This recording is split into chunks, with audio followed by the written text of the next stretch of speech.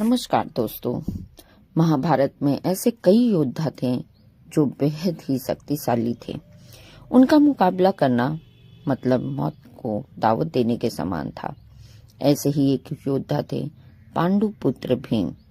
कहा जाता है कि भीम के अंदर 10,000 हाथियों का बल था। लेकिन क्या आप जानते हैं कि एक साधारण मनुष्य की तरह दिखने वाले भीम के अंदर इतनी सारी शक्ति कहां से आई?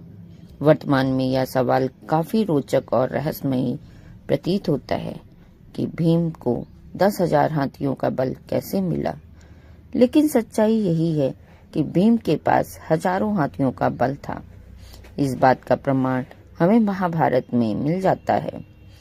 कहते हैं कि 10,000 हाथियों की शक्ति की बदौलत ही भीम ने एक बार नर्मदा नदी का प्रवाह रोक दिया था। भीम के अंदर इतनी शक्ति आने के पीछे एक रोचक किस्सा है। इसके अनुसार भीम के पिता का नाम पांडु और माता का नाम कुंती था। उनके बड़े भाई धर्मराज, युधिष्ठिर, अर्जुन, नकुल और सहदेव थे। भीम में 1000 हाथियों का बल था। महाभारत के अनुसार जब पांडवों का जन्म हुआ तो उसके कुछ दिन बाद पांडु का निधन हो गया। उस समय पांडु अपनी पत्नी कुंती और माद्री के साथ वन में रहते थे। पांडु की मृत्यु का समाचार जब उनके भाई धृतराष्ट्र को पता चला तो उन्होंने कुंती, माद्री और उनके 5 पुत्रों को हस्तिनापुर आने का आमंत्रण भेजा। सभी हस्तिनापुर में रहने लगे।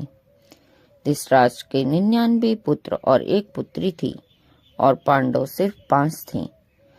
भीम बचपन से ही काफी शक्तिशाली थे। वह दौड़ने में, निशाना लगाने या कुश्ती लड़ने सभी खेलों में धृतराष्ट्र के पुत्रों यानी कौरवों को हरा देते थे।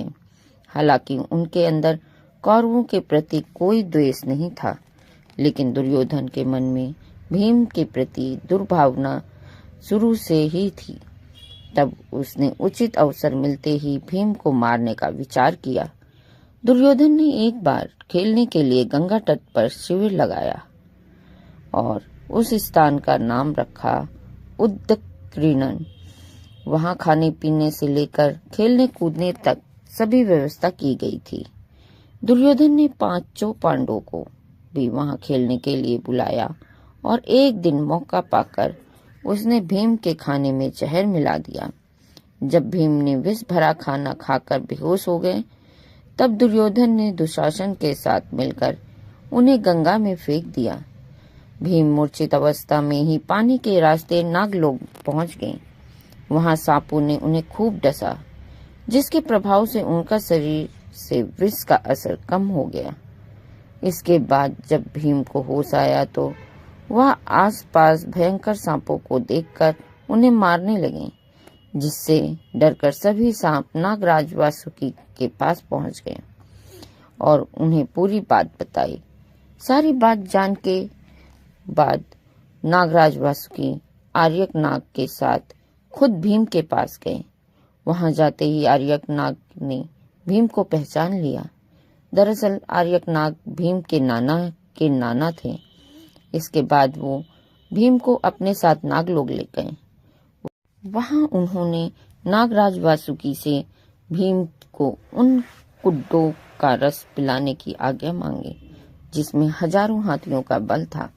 बाद में नागराज वासुकी ने इसकी आज्ञा दे दी और तब भीम 8 कुंडों का रस पीकर एक दिव्य सैया पर सो गए। उधर जब खेलने के बाद सभी राजकुमार हस्तिनापुर पहुंचे तो उनमें भीम नहीं थे। विदुर चिंतित हो गए। उन्होंने भीम की खोज करनी शुरू कर दिया। उन्होंने मालूम नहीं था कि भीम तो नागलोक में दिव्य सैया पर आराम से पड़े हैं। नागलोक में भीम 8 दिनों तक सोते रहे और जब वो जागे तो उनमें 1000 हाथियों की शक्ति आ गई थी।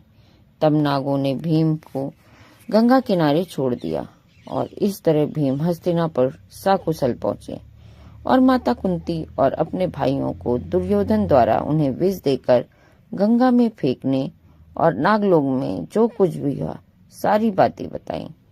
तब युधिष्ठिर ने भीम से कहा कि वो यह बात किसी से न बताएं।